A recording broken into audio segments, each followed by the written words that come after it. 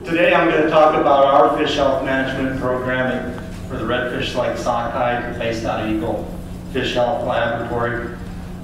This was put together by myself, Team Sockeye, and Jesse Trzynski. I want to thank all of them. And as you can see, this must be a threatened and endangered species because look at all the logos up there. I'm Doug Munson. I'm at the Idaho Department of Fish and Game, based out of Eagle Fish Health Laboratory. I'm the anadromous fisheries pathologist. I work mainly with Chinook salmon, which I have brought a lot of the techniques over to the sockeye program. Also, lately I've been brought over to the Snake River sockeye program, and I'm dealing with Springfield Hatchery, which is Fish and Game Hatchery, Eagle Fish Hatchery, also Fish and Game, and Manchester Burley Creek Hatchery Complex, which is NOAA Fisheries Hatcheries over there on the far side of Puget Sound from Seattle. Concepts that we work with are the Alaska Sockeye Salmon Culture Manual, which is an integrated fish health manual. We throw in our ELISA-based broodstock screening, adaptive management. We also do a lot of biosecurity, which we are focused on excluding, containing, and eliminating pathogens. We develop HACCP programs to deal with those pathogens and also aquatic invasive species. And for long-term improvement, we do hatchery improvement plans. Can't have a fish health talk without the 3 circles. I looked it up and it's in the Canadian Criminal Code. The dynamic interaction of post-pathogen environment you probably all heard about. Where they intersect, that's the infection area, and where the deep intersection is disease. Us pathologists always want to think we can exclude the pathogen and thus limit how many, or completely exclude disease from the program. But in reality, we probably just manage around it and we take down the likelihood of disease. At Eagle, we do a lot of pathogen monitoring, the viral replicating agents, the big 3, but we also look for things like ISA and also orphan viruses that do not cause disease. We would be able to pick those up and then be able to diagnose them. Bacterial agents, we focus on mostly Redibacterium, but we're also looking for furunculosis and the Flavobacters. The good news for us is that these traditional pathogens have not caused a lot of problems throughout the years. We've had those in mind from the very beginning and we've dealt with them fairly well. Other pathogens that we look for are mycotic agents such as Saprolegnia, and as you heard earlier today, a couple of years ago we lost over 55,000 fish to the Fomaha barm in early fry stages. Parasitic agents, we encounter Mixopolis cerebralis, the causative agent of whirling disease, in our anadromous returning fish, and Carbocapsula meningocornis, same with our returning anadromous fish, and Ichthyopteris multifilus, our old friend, that probably has killed more freshwater fish in the whole world than anything else. Other things we run into is soft shell white spot, and as you also heard earlier, gas bubble trauma.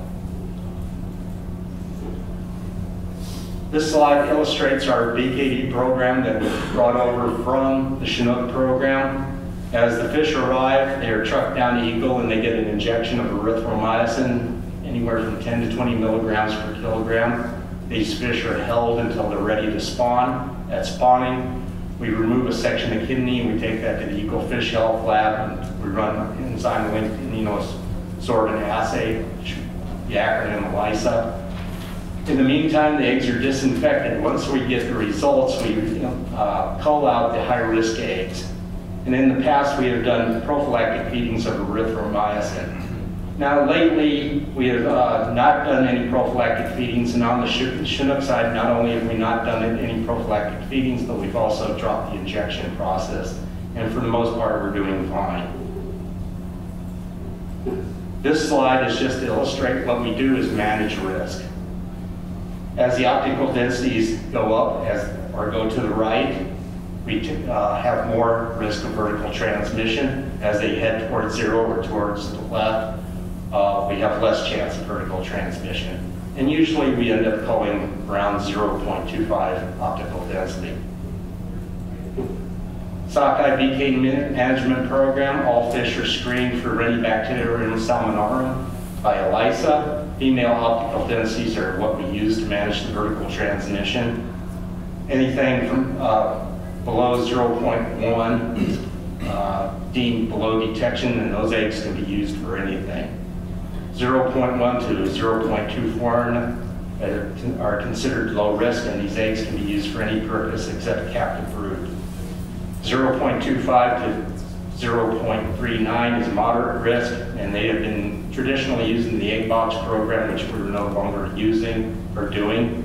And anything above 0.4 is high risk. So nowadays, anything above 0.25, we do try to kill a lot of our program. This slide demonstrates the genotypes of IHN that we encounter. We've heard a lot about IHN. It's probably the main killer of sockeye. The Euclade, where IHN originated from, is up there in the Alaska, British Columbia, Pacific Northwest area.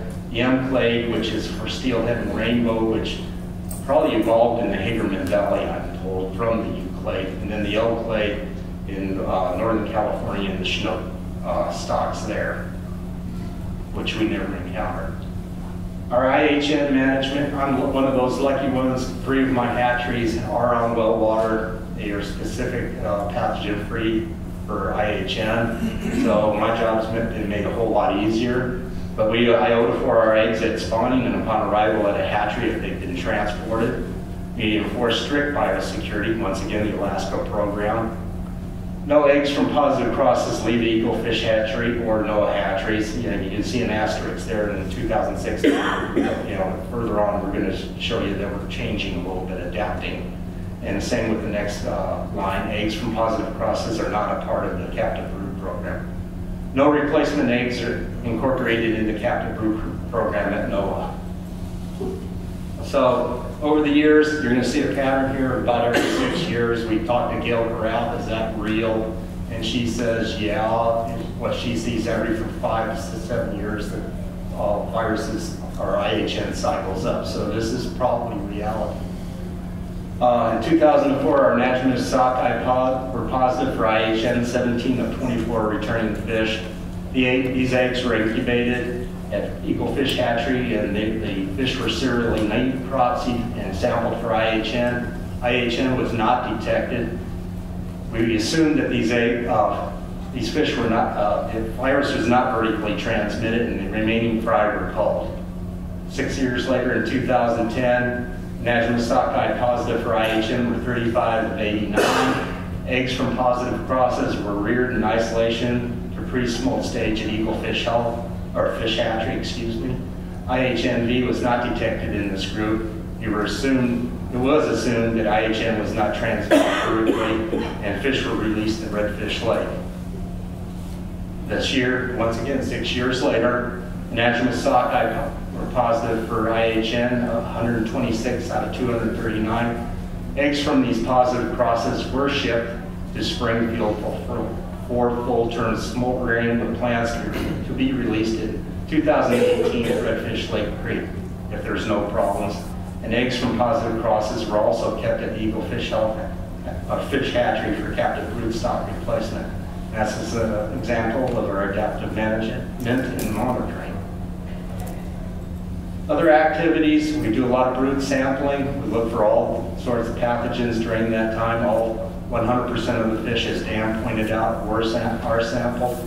The information is used for hatchery management, also to document fish health for egg transport between Washington and Idaho. Inspection and pre-liberation sampling, hatchery management, and transport between Washington and Idaho. And we do a lot of biosecurity audits, making sure we talk the talk and walk the walk. I thought I had a lot more time. I have a whole bunch more slides, but I've noticed that I thought I had about 30 minutes, and I see I have 10 minutes, so I can end right here. And if you have any questions, I can answer them.